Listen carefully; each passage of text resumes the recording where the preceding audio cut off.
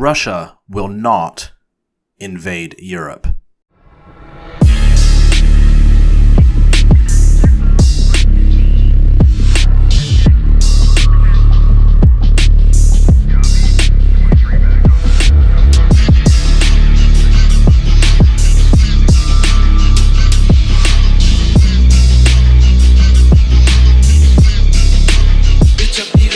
For those of you who are genuinely afraid of a Russian invasion of Europe, I would like to ease your fears and provide you with an explanation as to why this is highly unlikely.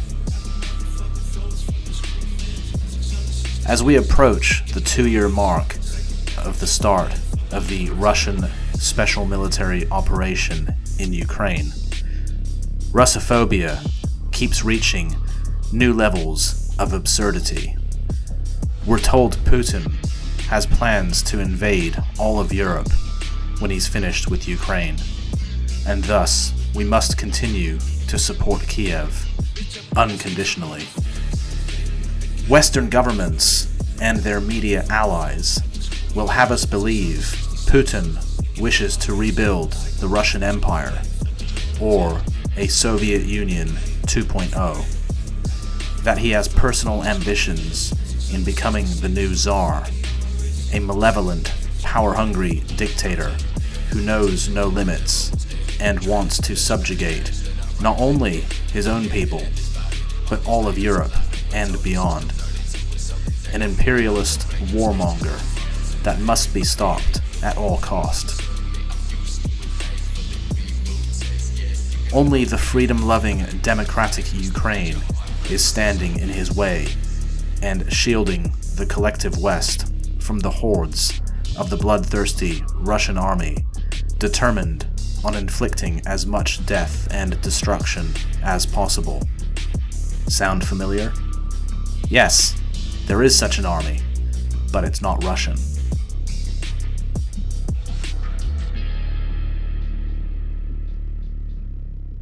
Anti-Russian propaganda has been working overtime as the ruling class tries to shape public opinion and maintain support for Anglo-American Atlanticist foreign policy, which is global domination, and Russia is their biggest obstacle. Russia has no interest or intention of invading Europe. Here's why. First of all, this would turn into a huge conflict where millions would die on all sides. It would be World War III. As things stand, Europe would not be able to withstand or prevent the Russian army from reaching the Atlantic. The most powerful European armies are Germany, Poland, France, and Italy. However, they've emptied their arsenals by giving much of their heavy equipment and ammunition to Ukraine, which is the second most powerful army in Europe, after Russia. The Ukraine has suffered tremendous losses since February of 2022, and has been left severely weakened. At its peak, the AFU would have defeated every army in Europe. For example, had they disengaged the Russians, turned west, and attacked the Poles, they would defeat them. If they continued on to Berlin, they would defeat the Germans, followed by the French, who would also lose against the AFU in a pitched battle. The USA spent 7 years militarizing the Ukraine, building it up into a formidable force, trained to NATO standards with NATO equipment and commanded by NATO brass, making the Ukraine into a de facto member of NATO.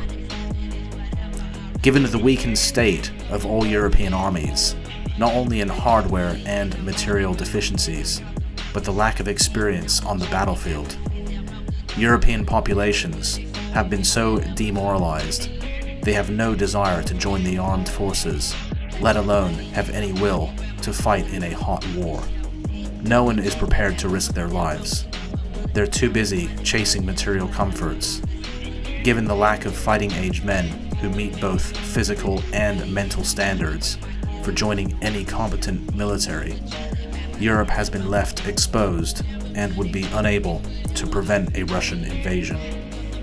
However, the good news is, Russia will not be invading Europe.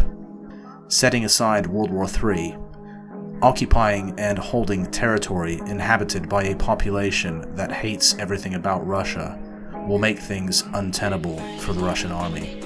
There is absolutely no need for Russia to invade Europe. This would not benefit Russia in any way. It would unnecessarily complicate things for Moscow, which already has a territory larger than the surface of the moon. So for anyone who is fearful of a Russian invasion, fear not, because it is not going to happen.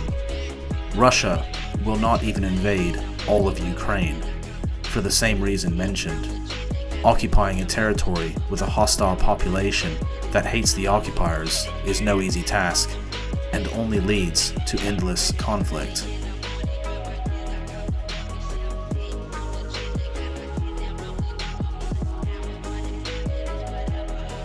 Contrary to what we keep getting told, Russia does not want war. Yes, you heard that right. Russia has no desire to go to war with anyone. This conflict in Ukraine is a special military operation. It's not a war. If Russia decided to go to war, we would know about it.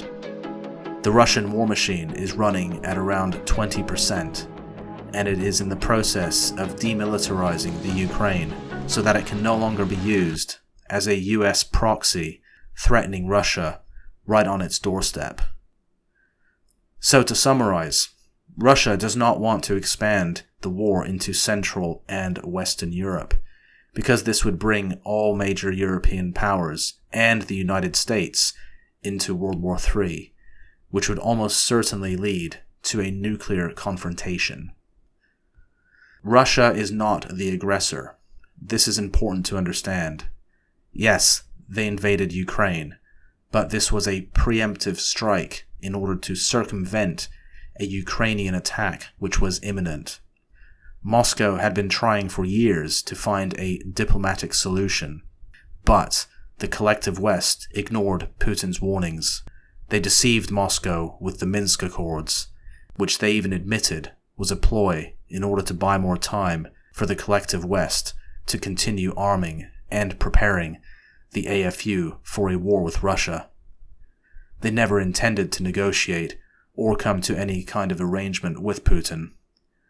The collective West wants Russia dismantled into smaller republics, which can then be controlled. That's the end game, the destruction of Russia. Russia is simply acting out of self-preservation. Right now, they are destroying the Ukrainian military in a more or less static war of attrition. As the Ukraine continues these suicidal attacks on Russian positions, they are demilitarizing themselves, and by extension, the Western powers. So the Russians are sitting back and letting their enemies destroy themselves. They have no need to invade anywhere. They are defending their people and their land. That's all. The only time Russia would attack the Western powers would be in the event of a member of NATO attacking Russia directly. The only scenario where Russian conventional or nuclear missiles would be launched against capital cities in Europe would be in retaliation should NATO attack Russia first. A Russian invasion of Europe is out of the question. However, a missile attack could happen, but it would be a retaliatory strike. Russia would never strike first. They do not want escalation. It's the collective West, and more specifically the USA and UK, that are the most belligerent towards Russia, and are the ones pushing for the destruction of Russia, for daring to be an independent country that refuses to be conquered. Russia successfully resisted American imperialism, which has imposed itself on most of the world.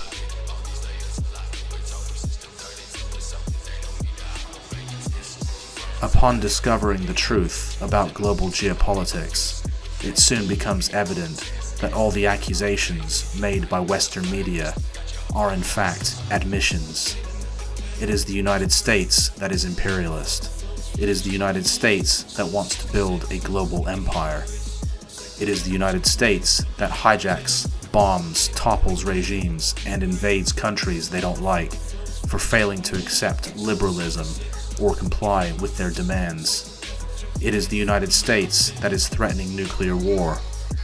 The United States is the single biggest threat to world peace in our time, not Vladimir Putin. The only people he's a threat to are the oligarchs who want nothing more than to plunder and pillage Russia's vast and almost unlimited natural resources. They will stop at nothing to gain access. They've already sacrificed over 1 million Ukrainians. One can only speculate what they might do next.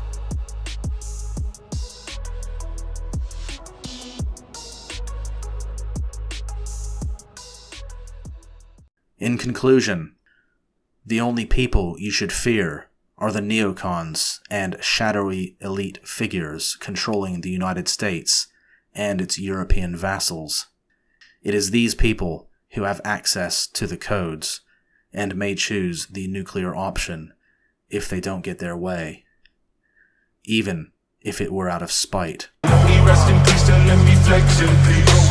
Playing Russian roulette with them prestige. Crossing the road, rubber devil's hand on the bridge.